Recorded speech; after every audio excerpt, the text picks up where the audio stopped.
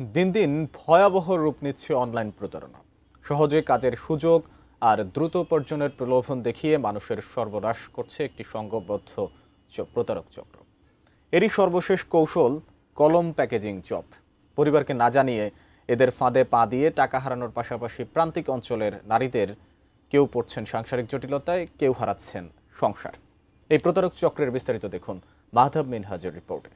আপনারা যারা আমার মতো ঘরে বসে ইনকাম করতে চাচ্ছেন তারা আমার সাথে যোগাযোগ করুন। সহজেই ঘরে বসে টাকা উপার্জনের প্রলোভনে দীর্ঘদিন ধরেই সয়লাব সোশ্যাল মিডিয়া, বিশেষ করে কলম প্যাকেজিং এর মতো এমন কাজের অফার দেখিয়ে অসংখ্য ফেসবুক পেজ টার্গেট করছে প্রান্তিক মানুষদের। এবং স্যালারি হিসেবে থাকবে 15,000 টাকা। এমন অভিযোগের পর বিষয়টি খতিয়ে দেখে এটিএন নিউজ। সত্যতা যাচাইয়ে কলম প্যাকেজিং জব নামে একটি পেজের সঙ্গে গ্রাহক সেজে যোগাযোগ করেন এই প্রতিবেদক। শুরুতেই সদস্য হিসেবে দাবি করা হয় 300 টাকা। এরপর ধাপে ধাপে আরও টাকার অঙ্ক বাড়তে থাকে, কিন্তু প্রতিশ্রুত কাজের কোনো চিহ্নই মেলে না। এই প্রতারণার ফাঁদে বেশি পড়ছেন প্রান্তিক নারীরা। এমনই একজন ভুক্তভোগী আজমিরা খাতুন জানালেন কিভাবে তিনি প্রতারিত হয়েছেন। কলমগুলো আমি কখন পাবো? ওরা বললো একদিন পরে পাবেন। তখন আমি একদিন পরে আসছে ওর কাছে ফোন দিলাম।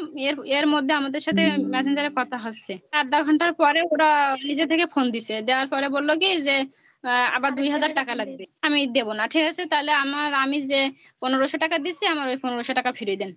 তা বললো কি ঠিক আছে একদিন পরে দেবো। তারপর থেকে ফোন দেই, কিন্তু ফোন আর রিসিভ করে না। ডিজাইন, এলিগেন্স, বিউটি, সেরা পণ্য সবার জন্য জেভিকো। আজমিরা খাতুন শুধু টাকা হারিয়েছেন, কিন্তু একই ধরনের ঘটনায় শারমিন সুলতানার উপর নেমে আসে সাংসারিক জটিলতা। হাজবেন্ড অনেক মারাধরা করছে, তারপরে আমি বাপের বাড়ি আইলাম। আসার পরে তারপরে আস্তে আব্বু আম্মু বোকাবক করেছে, পরিবারের সবাই বোকাবক করেছে। শারমিন সুলতানা আর আজমিরা খাতুনের মতো এমন আরও বহু নারীর জীবনের ভয়াবহতা উঠে আসে নারীর আত্মনির্ভরশীলতা নিয়ে কাজ করা নীলাঞ্জনা চম্পার কথায়। দীর্ঘদিন ধরে সামাজিক মাধ্যমে এই প্রতারকদের বিরুদ্ধে সোচ্চার তিনি। এর জের ধরে চক্রটির সদস্যদের কাছ থেকে পেয়েছেন নানা ধরনের হুমকি। প্রতিদিন কোটি কোটি টাকা হাতিয়ে নিচ্ছে শুধু এই কলম প্যাকেটিং। আমার এক উদ্যোক্তা এটার ফান্দে পড়েছে। পরে আমি দেখলাম যে অনেক স্টুডেন্ট আমার এরা বলছে যে আপু আমরা প্রতারিত হচ্ছে, আমাদের বাঁচাও। কিছু কিছু মহিলাদের কান্না মানে বলতে পারবে না যে এতটা ওরা কাঁদে, এতটা কাঁদে। আপু ধার করে দিয়েছি 8,000 10,000 টাকা দিয়ে দিছি, কিন্তু আমার স্বামী মারছি, ঘর থেকে বের করে দিচ্ছি। জানান আইন শৃঙ্খলা বাহিনীর দ্বারস্থ হলেও কোনো প্রতিকার পাননি। তারা কোনো দামই দেয় না। এখনকার বর্তমানে কেসগুলি নিয়ে নারীরা হ্যারেজ হচ্ছে অনলাইনে, দাম নাই।